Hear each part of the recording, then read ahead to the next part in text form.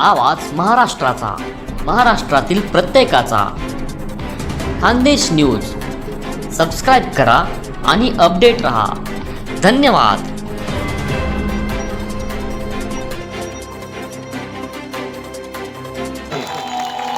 ये खड़गे नहीं रहा है, यहाँ तो शिव के जलवे हो चुके हैं, शंकर के जलवे हो चुके हैं. और शंकर के जलवे इतने हुए कि शंकर के दीवानों हजारों लोग आकर रात रात भर बैठे रहते हैं. इससे बड़ा प्रमाण दूसरा नहीं होगा. इसलिए हे महादेव, जो मां पार्वती ने मांगा है वही चाहिए. शंभो शरणे पड़ी मांगू घड़ी रे घड़ी, दुख काटो दया करी दर्शन आपो. शंभो शरणे पड़ी मांगू घड़ी रे घड़ी, दुख काटो. जो भी मेरे जीवन का कष्ट है, जो भी मेरे जीवन की तकलीफें हैं, जो भी मेरी समस्या है, हे महादेव, समस्या बहुत है लेकिन समाधान मेरा महादेव है. समस्या बहुत, इसलिए मांगने दुनिया के पास मत जाओ, भरोसा रखो बाबा के ऊपर.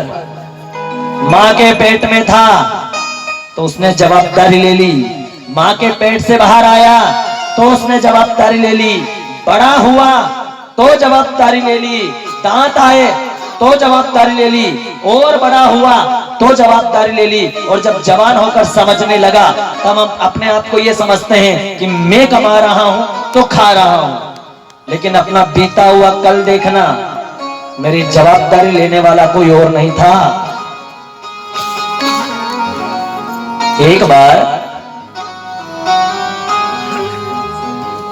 राजा अकबर अपने राज्य से दूसरे राज्य में आक्रमण करने के लिए निकला.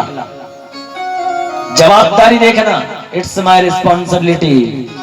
वो कह रहा है तू चिंता मत कर, तेरी हर समस्या का समाधान शंकर करेगा. लेकिन हम कल गेहूं नहीं है घर में, क्या करें? कल 10,000 रुपए देने हैं, क्या करें?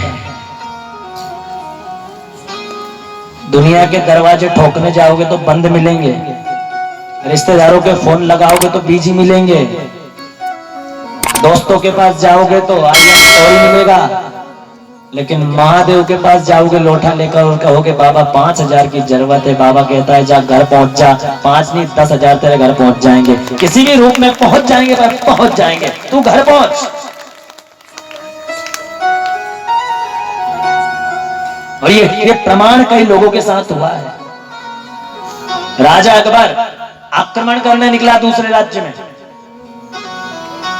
सेना लेकर निकला. रास्ते में घनघोर जंगल में राजा अकबर रास्ता भटक गया. सेना अलग निकल गई, राजा अलग निकल गया. घनघोर जंगल में राजा अंदर प्रवेश कर गया. ना बाहर जाने का रास्ता नजर नहीं आ रहा है कि जाऊं तो जाऊं किधर. उसी जंगल में एक झोपड़ी में एक किसान रहता था. राजा अकबर को प्यास लगी, पानी मांगने गया. झोपड़ी के पास में अपने घोड़े से उतरा, रथ से झोपड़ी के पास गया, आवाज लगाई, किसान बाहर आया. राजा अकबर ने कहा मैं एक राज्य का राजा हूं, रास्ता भटक गया हूं, पानी मिलेगा? किसान ने अंदर से ठंडा पानी लाकर राजा को पिलाया. राजा ने पानी पी करके अपनी प्यास को बुझाई. किसान पूछने लगा आप हो कौन? बोले मैं राजा हूं. कहां से? बोले दिल्ली से. तुमने मुझे पानी पिलाकर मुझे तृप्त किया है, तुम्हारा ये एहसान, तुम्हारा ये ऋण, ये राजा कभी ना कभी चुका देगा. आज तुम लिख के रख लो, जब भी तुम्हें किसी चीज की जरूरत पड़े तो मेरे राज्य दिल्ली में आ जाना. मेरा नाम अकबर है. ये जो लिख रहे हो ये लेकर आ जाना, किसी भी मेरे दरबार को दिखा देना, दरबारी को दिखा देना, वो तुमको मुझ तक लाकर छोड़ देगा। और ये मुझे खत दिखा देना, ये पर्चा दिखा देना, तुम जो मांगोगे ये राजा तुम्हें देगा। क्यों? क्योंकि तुमने संकट के समय में मुझे पानी पिलाया जब मुझे जरूरत थी। जितने बैठे माँ बाप को तीर्थ जाने की जरूरत मरने के बाद नहीं है साहब। लाख दुनिया को दिखाने के लिए हम माँ बाप को जला देते हैं शमशान में मरने के बाद, और उनका हड्डियां एक मटके में भर के बोलते कहां जा रहे, बोले गंगा जी। तो क्या काम का वो ले जाने से, हड्डियां ले जाने से मतलब क्या? जीते जी माँ कह रही है बेटा एक बार गंगा की डुबकी लगवा ला, जीते जी बाप कह रहा है बेटा एक बार गंगा की डुबकी लगवा ला। हम कह रहे हैं हमें टाइम नहीं है, इम्पॉसिबल, समय नहीं है हमारे पास, ये नहीं हो सकता। तो वो जिंदगी क्या काम की? मरने के बाद तो हर कोई ये जवाबदारी निभाता है दिखाने के लिए।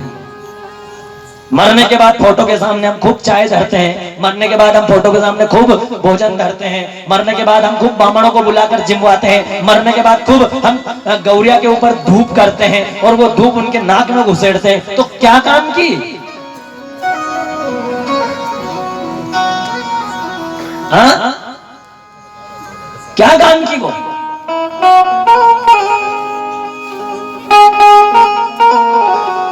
ये तो सच है कि भगवान है मगर फिर भी अनजान है। धरती पे रूप माँ बाप का उस विधाता की पहचान है। फिर भी अभी समझ पाता। जितनी युवा पीढ़ी बैठी है 6 दिन से कथा श्रवण कर रहे हो आप, निवेदन है हाथ जोड़ करके जीते जी सेवा